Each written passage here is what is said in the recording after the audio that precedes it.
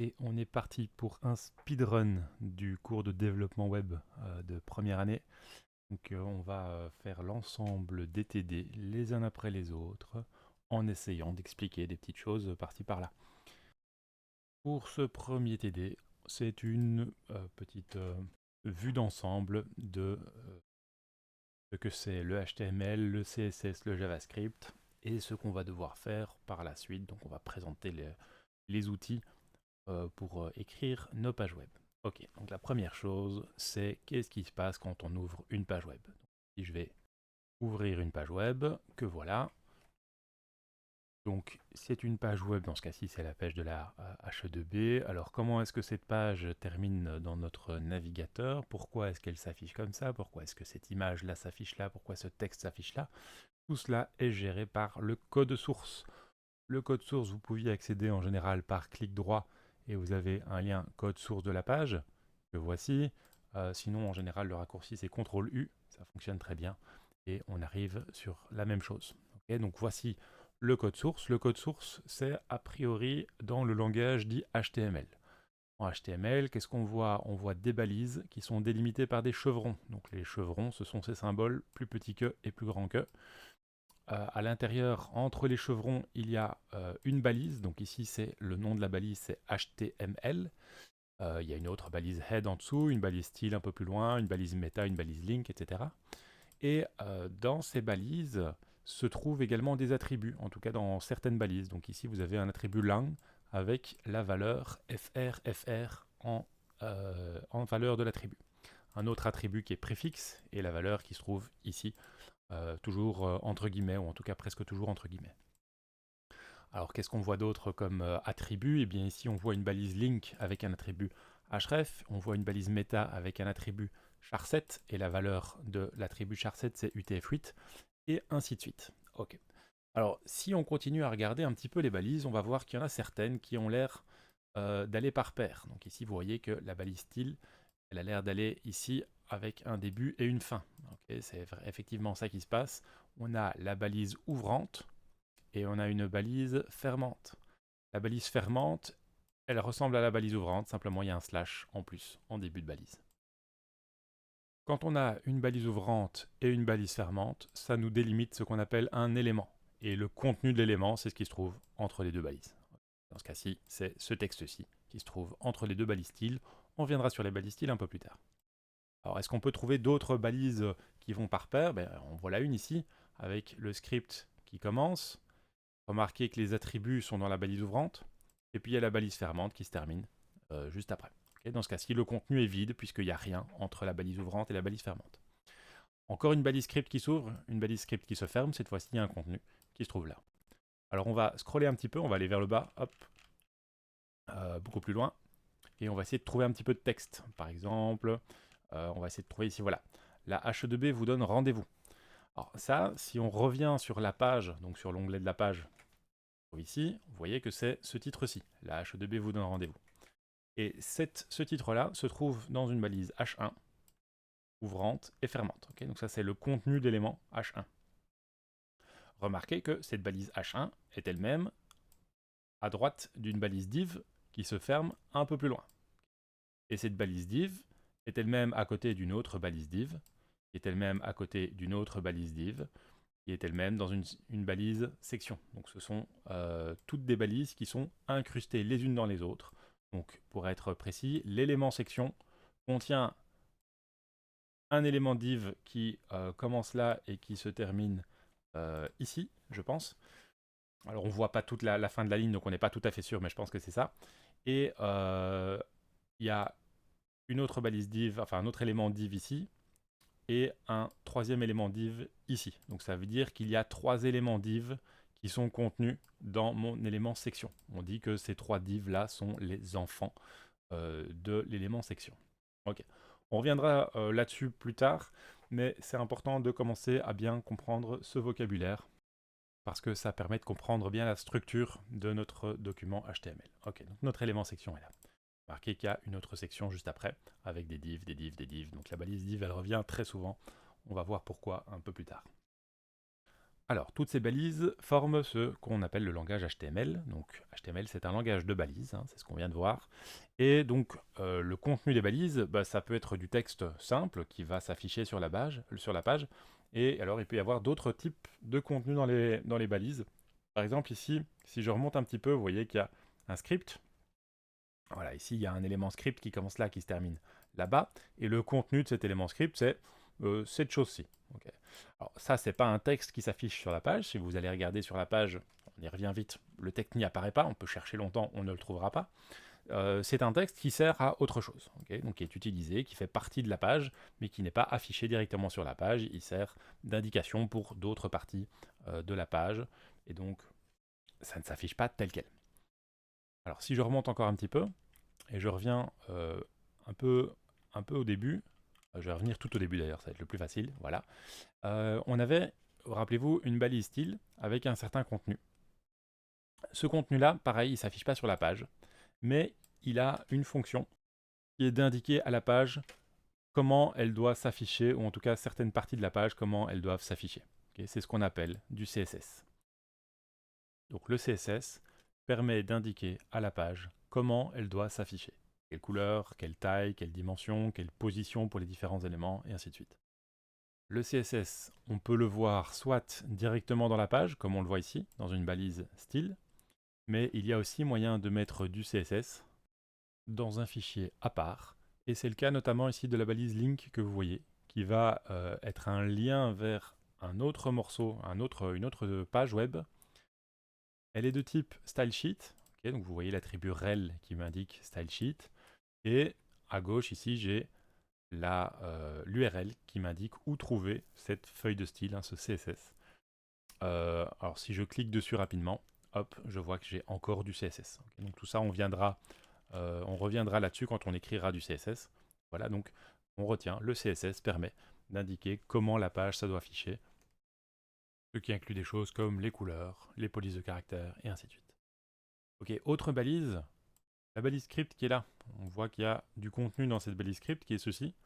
Pareil, ça c'est pas du texte qui va s'afficher sur la page, c'est du texte qui est un script. Donc c'est un petit programme qui va permettre de donner une certaine dynamique à la page. Donc c'est du programme qui fait quelque chose. Et on peut, avec ces scripts, donc qui sont écrits dans le langage JavaScript, on va pouvoir mettre du dynamisme dans la page, faire en sorte qu'il y ait des choses qui soient réactives, qu'on puisse cliquer sur quelque chose et que ça fasse quelque chose. Et on aura en fait toute la puissance d'un langage de programmation directement dans notre page web. Alors avant de quitter ce code source, j'aimerais qu'on retienne simplement que c'est une balise HTML. Vous voyez que c'est une balise ici qui s'ouvre avec des attributs. On ne voit pas de balise HTML fermante, en tout cas pas dans la proximité immédiate, mais si on va tout en bas de la page, donc je vais hop, tout en bas, eh bien vous voyez qu'il y a une balise HTML qui se ferme. Et en fait, la structure classique d'une page web, c'est qu'on a un élément HTML qui va contenir l'entièreté de notre page. Et donc la balise s'ouvre ici et elle se ferme tout en bas.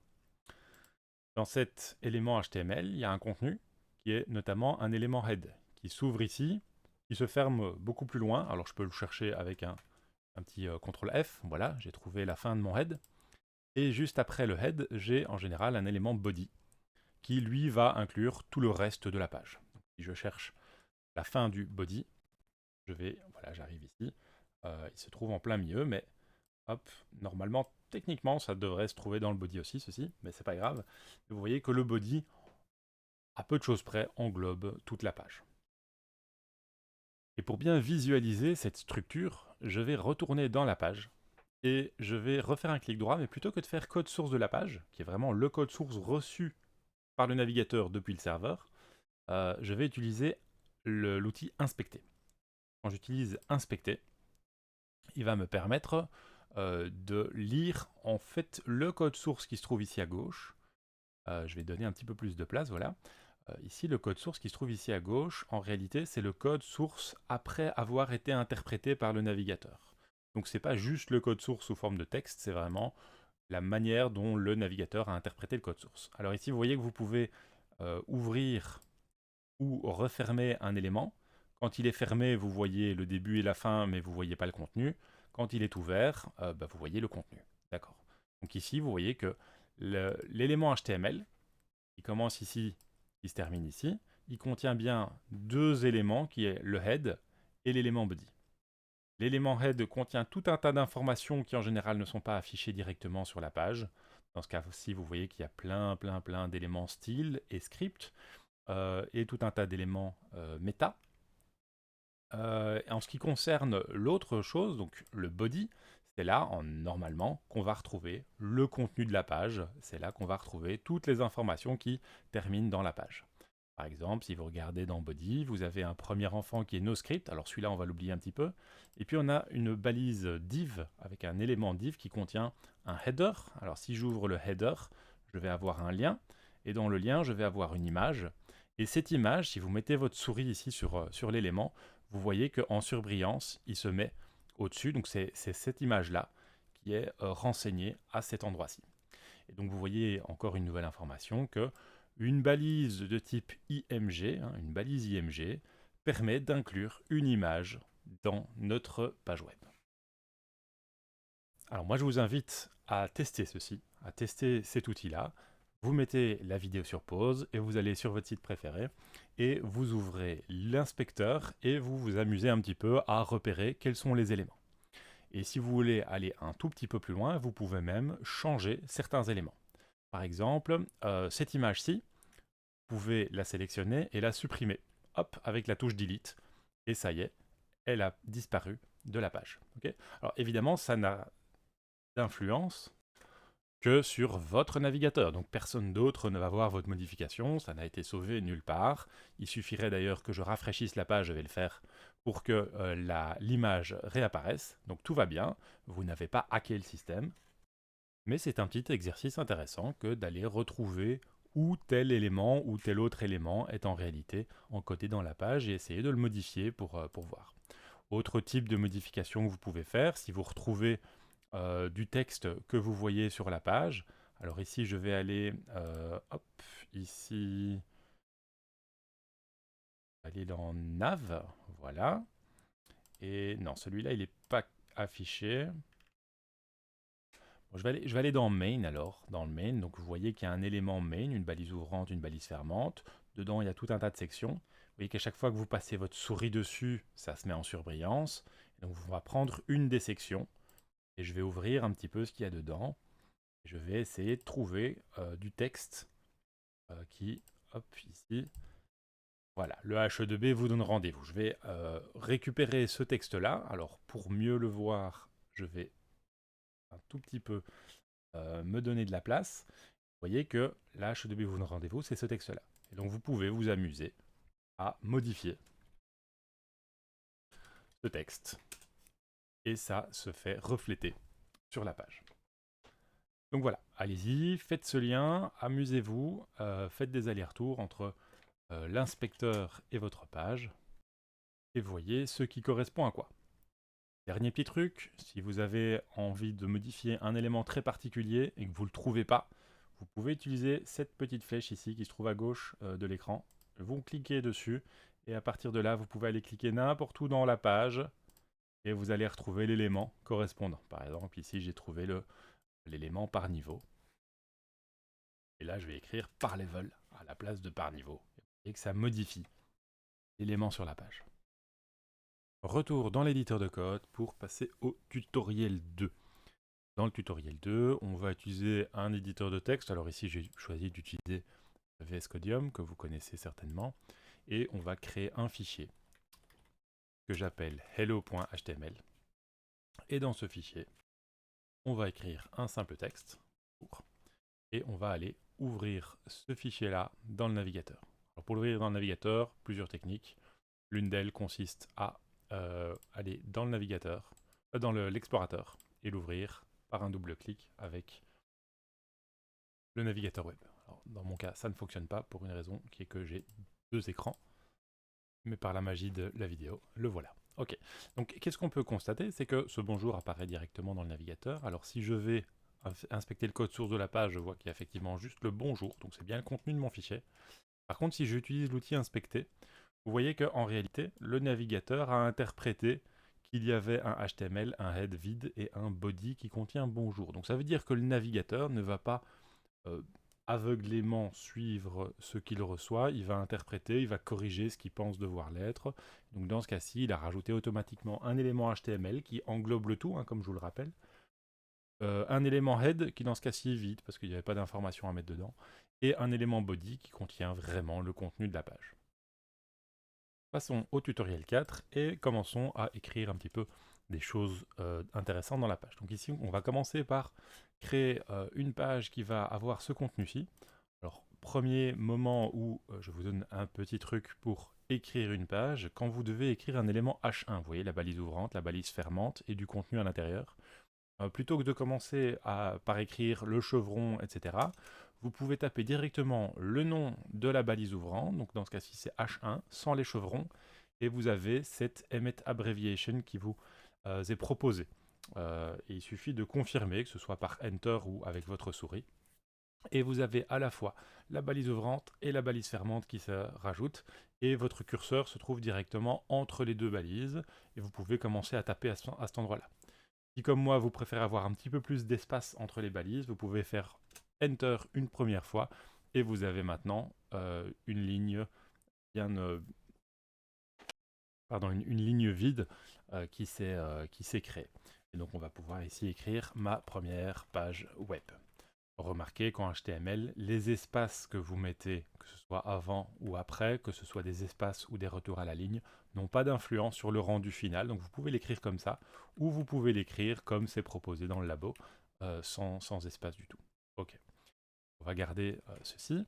Je sauve la page, il ne faut pas oublier de sauver la page, hein, CTRL S pour sauver.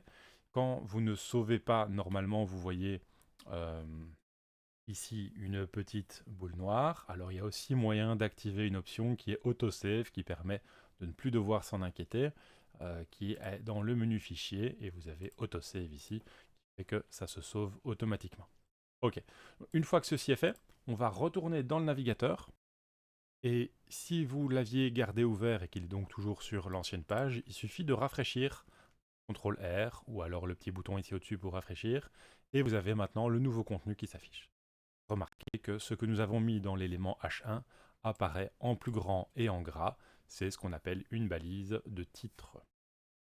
Pourquoi est-ce que c'est H1? Alors le H pour heading et le 1 pour heading de premier niveau, donc c'est le niveau principal de titre. En général, sur une page web, vous n'aurez qu'une seule balise, ou plutôt qu'un seul élément H1 sur chaque page. C'est le titre principal. Comment est-ce qu'on continue à partir d'ici? Eh bien, l'idée, c'est de continuer à éditer, donc à modifier notre fichier HTML, et puis aller visualiser le résultat, les effets de ces modifications. Par exemple, ici, si j'écris cher visiteur en plus, je sauve, je change de page, par exemple avec Alt-Tab, ou alors avec la souris, peu importe, et puis vous avez ici votre page, il faut la rafraîchir, CTRL R, et vous avez votre nouveau contenu qui s'affiche. Puis je reviens dans l'éditeur avec soit un raccourci Alt-Tab, soit avec la souris. Ce processus, modification, sauver, changer d'application, rafraîchir la page, c'est un processus qu'il est important de bien intégrer. Alors, certains éléments peuvent être automatisés. On a vu le autosave ici qui permet de ne pas devoir sauver explicitement à chaque fois. On verra plus tard d'autres techniques qui permettent de ne pas devoir recharger explicitement. Mais globalement, il faut avoir compris le principe. On modifie le fichier, on le sauve, on retourne dans le navigateur, on rafraîchit la page pour voir ce que ça a fait, et puis on revient dans l'éditeur pour pouvoir continuer le travail. On l'a déjà vu, les espaces ne changent rien, on va encore le vérifier maintenant. Je vais rajouter des espaces n'importe où, je sauve, je retourne dans mon navigateur, je rafraîchis. On ne voit pas de différence, c'est normal, parce que les espaces ne changent rien. Si je vais voir le code source, CTRL U, vous pouvez voir que dans le code source, il y a effectivement des espaces qui sont là, mais dans l'affichage lui-même, il n'y a pas d'espace, à l'exception bien sûr des espaces entre les mots. Donc, si je reviens dans l'éditeur, évidemment, si je ne mets pas d'espace du tout, par exemple ceci, et que je rafraîchis, là je perds l'espace juste après la virgule, mais si je mets au moins une espace, que ce soit une ou 50, il n'y aura toujours à l'affichage qu'une seule espace qui va afficher. Ça peut paraître un petit peu bizarre, parfois un petit peu on se dit mais qu'est-ce qui se passe si je veux mettre plusieurs espaces? On verra des techniques pour le faire. En général, c'est assez pratique de pouvoir mettre autant d'espace qu'on veut. Ça veut dire qu'on peut mettre de l'indentation comme on veut et ça permet de structurer notre code comme on en a envie pour s'y retrouver plus facilement. Créons maintenant un fichier index.html. Donc je vais créer un fichier index.html et dans ce fichier-là, je vais essayer de faire les choses un peu mieux, c'est-à-dire je vais mettre la balise HTML qui va contenir une balise head, un élément head vide pour l'instant, un élément body qui sera vide aussi pour l'instant, et en gros tous les éléments dont j'ai besoin de base pour avoir un fichier HTML correct. Alors en réalité avec ceci on a déjà suffisamment de choses, mais il y a quelques balises, quelques éléments supplémentaires qu'on devrait rajouter, qu'on va rajouter normalement dans chaque page, et il se fait qu'il y a un raccourci pour le faire, et ce raccourci c'est tout simplement point d'exclamation. Encore une fois c'est une abréviation emmet, et il suffit de confirmer avec Enter, et vous avez tout ce texte-là, ce template de base qui permet de pouvoir partir sans devoir taper beaucoup de choses. Alors, on ne va pas comprendre maintenant tous les éléments qui interviennent. Sachez simplement que à chaque fois que vous créez une page web, commencez par ce template de base. Et dans ce template, il y a deux choses que vous aurez en général envie de modifier. C'est la langue du document. Ici, vous voyez que par défaut, c'est anglais. Et l'autre chose, c'est le titre du document. Ici, je vais écrire ma page web. Et ensuite, j'y vais pour le contenu de la page web. Alors, ce qu'on me dit dans le TD, c'est de mettre ici comme balise H1 ma première page web. Donc ici, je vais écrire ma première page web. Remarquez, je ne vais pas essayer de copier-coller. Je vais essayer de taper les choses à la main, justement, pour prendre l'habitude de taper des éléments sans copier-coller. Okay. Alors évidemment, savoir taper au clavier, c'est une compétence assez importante hein, de la personne qui programme. Donc il faut savoir faire ça sans trop passer de temps dessus. Alors ici, je dois écrire, remarquez, une balise UL. Je remarque tout de suite qu'elle s'ouvre ici et qu'elle se termine un peu plus loin. Et entre les deux, je mets des éléments LI. Ok, donc c'est parti, UL. Je fais Enter pour avoir de l'espace. Puis je mets un premier LI. Je dis, je m'appelle NRI. Et puis je vais mettre un deuxième LI. Et je vais écrire, je suis en bac d'informatique à l'ESI. Ok, pas taper, mais voilà, en corrigeant, ça donne ceci. Alors, dans certaines situations, on écrit du texte assez rapidement et puis on ne s'occupe pas trop de l'indentation, donc ça c'est tout à fait normal. Une manière de gérer l'indentation, c'est de laisser l'éditeur de code le faire. Alors, une façon de faire, c'est simplement clic droit et vous avez un menu Format Document avec le raccourci qui va bien à côté. Alors, ce raccourci, chez moi, c'est Ctrl-Shift-I. Sur les machines Windows à l'école, ça sera Alt-Shift-F. Sur d'autres machines encore, ça pourrait être un autre raccourci. Donc regardez avec le clic droit quel est le bon raccourci sur votre machine. Et alors ça vous donne ceci. Donc vous voyez que les espaces inutiles ont été supprimés. Et ma foi, s'il est vrai que j'aime bien avoir de l'espace quand je tape, une fois que j'ai terminé de taper les contenus de mes éléments, ça ne me dérange pas si les espaces inutiles s'en vont. Alors ayant fait cela, on va quand même aller vérifier dans le navigateur à quoi ça ressemble.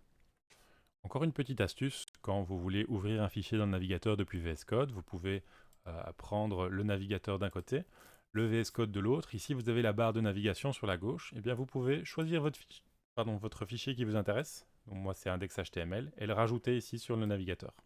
Et normalement, sauf que chez moi, ça ne fonctionne pas parce que j'ai pas mes onglets sous la main. Attendez. Voilà, j'ai ramené les onglets ici au-dessus. Donc, vous voyez que si je déplace ça dans le navigateur sur les onglets, vous avez directement votre page qui s'ouvre. Et donc, comme précédemment, on va pouvoir faire des modifications. Ici. Par exemple, je pourrais dire ma seconde page web, puisque je n'avais déjà fait une avant. Je sauve, je vais à droite, je rafraîchis, et j'ai ma page rafraîchie qui se met à jour. Alors, avoir la page d'un côté et l'éditeur de l'autre, c'est assez pratique. Vous voyez qu'ici, ma barre d'explorateur de VS Code prend beaucoup de place. Alors, je peux toujours la cacher. Alors, pour la cacher, vous pouvez soit le faire via des menus, mais je ne sais même pas quel est le bon menu. Par contre, je connais le raccourci, c'est CTRL B. Et CTRL B, ça vous permet de cacher et puis de faire réapparaître si nécessaire la barre d'explorateur. Ok. Alors, l'important ici sur cet exemple, c'est de bien comprendre le lien entre le code que nous avons écrit et le rendu ici sur la page web.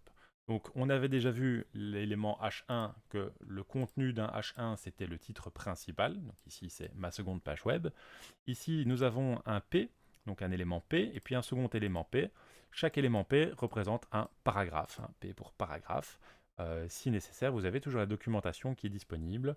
Il suffit de cliquer sur le nom de la balise dans le PDF des laboratoires et ça vous amène directement sur la documentation du MDN, le Mozilla Developer Network. Alors ici, je suis sur la version traduite.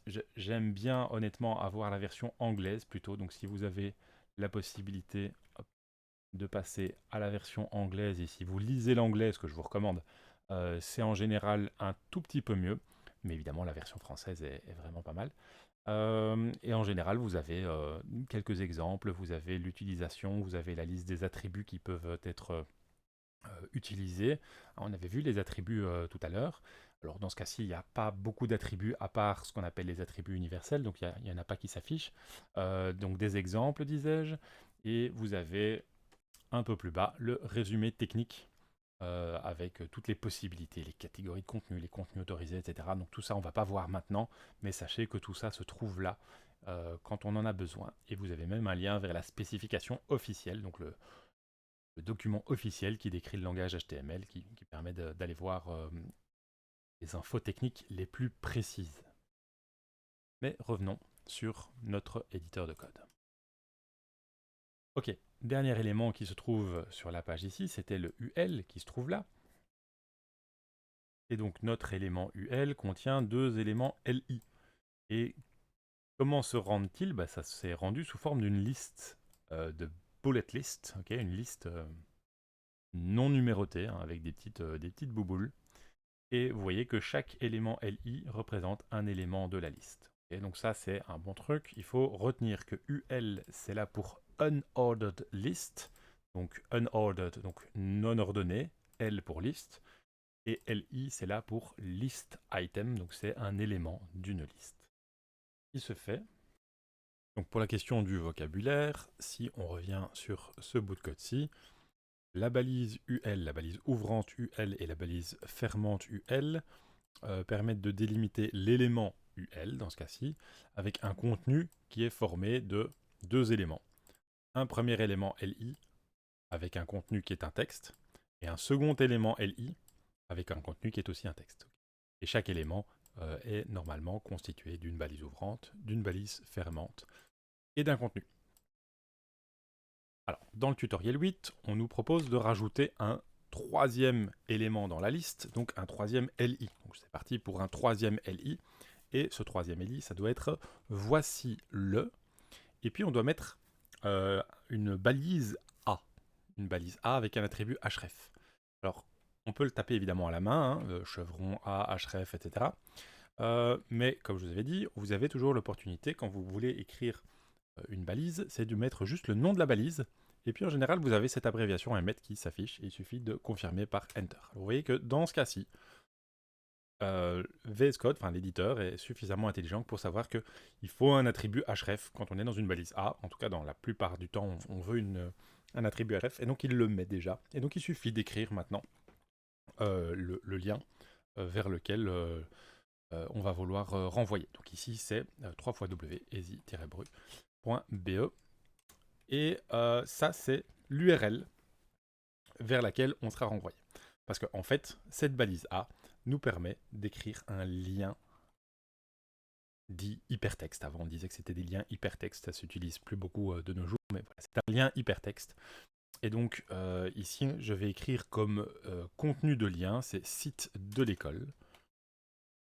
Et après ma balise A, je mets un point. Ok, donc voilà le contenu de mon LI. Voici le site de l'école. Et puis, un point en dehors du lien. Et donc, vous allez voir que ce qui se trouve comme contenu de l'élément A va être un lien qui va rediriger vers le site easy-bru.be. Ok, on est parti, on va rafraîchir la page. Effectivement, voici le site de l'école, et vous voyez que la partie site de l'école est bien un lien, comme c'est Et c'est souligné, c'est en bleu, donc c'est classiquement un lien. Et si je clique dessus, eh bien je suis renvoyé vers le site de l'école. Alors il se fait que ça ne marche pas, mais on va pouvoir régler ça très facilement parce qu'en réalité, le site de l'école, il n'y a pas le 3xW devant. Donc ici je sauve, je rafraîchis encore une fois, je reclique, et cette fois-ci c'est bon. J'arrive sur le site de l'école. Et donc encore une fois, c'est important de bien comprendre à quel rôle joue chaque élément là-dedans. Donc vous voyez que la balise A est une balise ouvrante ici, une balise fermante là-bas. Entre les deux, j'ai un contenu qui sera effectivement le texte affiché sur la page. Je reviens sur ma page, hein, c'est vraiment le texte qui est là. Et c'est ce texte-là qui sert de lien vers un site dont je donne l'URL dans l'attribut href de la balise ouvrante de l'élément A. Alors, pour l'exercice 2, on vous demande de créer un fichier. Donc c'est parti, on va créer un fichier. Donc ici, je vais aller créer un fichier qui s'appelle cv.html qui contient au minimum le code de base. Le code de base, rappelez-vous, point d'exclamation, hop, et vous avez votre code de base. Vous mettez un titre à votre document. Alors ce titre-là, on reviendra plus tard un peu dessus. On va pour l'instant écrire n'importe quoi. Voilà, j'écris n'importe quoi juste pour retrouver ce texte plus tard. Et puis maintenant, dans le body, là, je mets vraiment le contenu. Ici, je mets un titre qui va indiquer que c'est mon CV, enfin, ou alors le CV de Nicolas Char. Et puis, je vais mettre un sous-titre. Alors, sous-titre, ça indique que c'est un titre, mais de niveau un cran en dessous. Donc, c'est pas le niveau 1, c'est le niveau 2 dans ce cas-ci. Et je vais mettre études. Ensuite, je vais mettre une liste à puces avec les écoles que j'ai fréquentées. Donc, une liste à puces, c'est UL avec des LI à l'intérieur. Donc ici, je fais UL. Alors, disons que je vais mettre 3 écoles. Alors, petite astuce, encore une fois, vous pouvez écrire LI, faire Enter, et puis plus tard faire LI, Enter, comme ça vous en aurez 3. Vous pouvez aussi utiliser LI x 3, et alors vous aurez directement les 3 LI. Okay. Donc j'ai été à l'école, je sais pas moi, Easy, alors j'étais à l'ULB, voilà, comme ça vous savez tout, et j'ai été à l'école de la vie, parce que c'est rigolo. Ok, voilà, donc vous avez ici une liste, et maintenant il va falloir rajouter un second sous-titre qui s'appelle loisirs. Alors, ça sera encore un niveau 2, puisque vous avez, au niveau global, vous avez le titre de niveau 1, et en dessous, il y a 2 titres qui se valent. Il y a celui qui contient études et celui qui contient loisirs. Vous voyez, c'est 2 titres de même niveau, études et loisirs, et donc voilà, je les mets tous les deux au niveau 2. Et là, pareil, on pourrait mettre un UL avec des LI.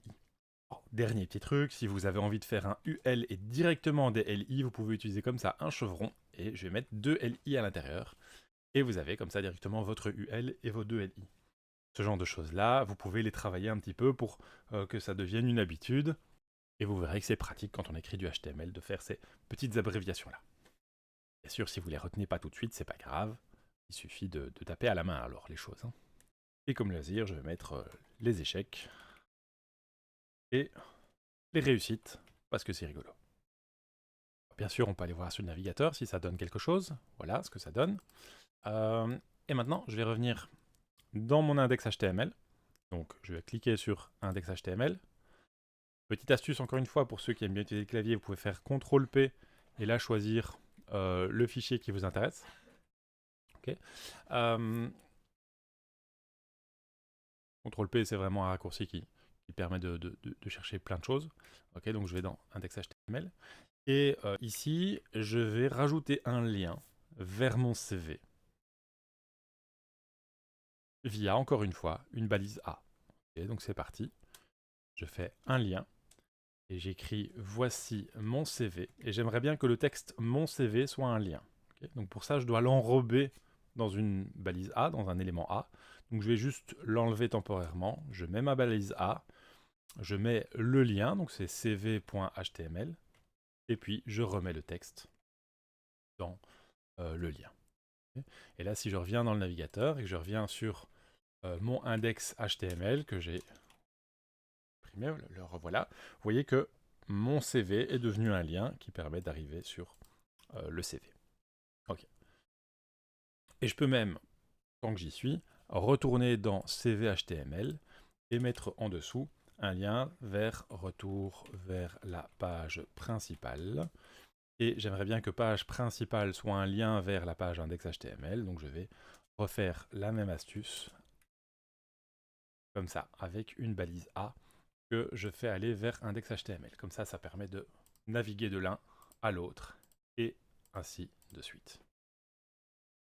Le dernier exercice, c'est de transformer une des listes en liste numérotée. Donc la liste de mes études, en l'occurrence celle-ci, vous voyez que c'est une UL pour l'instant. J'aimerais bien que ça devienne une liste ordonnée, une liste numérotée. Et donc, ce qu'on vous indique, c'est que vous pouvez faire une petite recherche, par exemple, aller sur ce site-ci, et normalement, vous allez trouver que la balise pour avoir des listes ordonnées, c'est la balise OL plutôt que UL. Okay, donc ici, je vais remplacer simplement ces deux UL là, okay, la balise ouvrante et la balise fermante, par des OL. Donc ici, je remplace le U par un O. Évidemment, je dois faire les deux. Je sauve, je vais dans mon navigateur, je retourne sur mon CV, et voilà que ma liste d'écoles est maintenant numérotée. Voilà, nous sommes au bout de ce premier TD, où on a compris ce que c'était une page web, comprendre comment il y a le code source de la page qui permet de produire l'affichage final par le navigateur. On a vu qu'il y avait plusieurs langages dans le code source, le HTML, on en a écrit un peu, du CSS, du JavaScript, cela on reviendra plus tard sur ces langages-là. On a compris, en tout cas on a vu qu'il y avait une différence entre les trois. Dans le HTML il y a des balises, dans le CSS et JavaScript bon, c'est un petit peu différent, on n'est pas rentré dans les détails, mais en tout cas on n'a pas vu de balises à l'intérieur. On a compris que pour créer un fichier HTML on utilise un éditeur, et on sauve un fichier, et puis on peut l'afficher dans le navigateur, et on l'a fait avec VS Code ou VS Codium dans mon cas, en utilisant notamment ces facilités de génération de code, hein, les fameux raccourcis emmet. On en a vu plusieurs, on a vu le point d'exclamation, qui est évidemment le point crucial pour générer un code HTML de base, et puis on en a vu d'autres aussi pour générer différentes balises. On l'a utilisé notamment pour les UL, les LI et les balises A. Et enfin, on a compris les différents éléments de vocabulaire, hein, la notion d'élément, la notion de balise, balise ouvrante, balise fermante, le contenu d'un élément et les attributs qu'on met en général dans une balise ouvrante. Voilà, c'est tout pour moi, on se retrouve dans la suivante.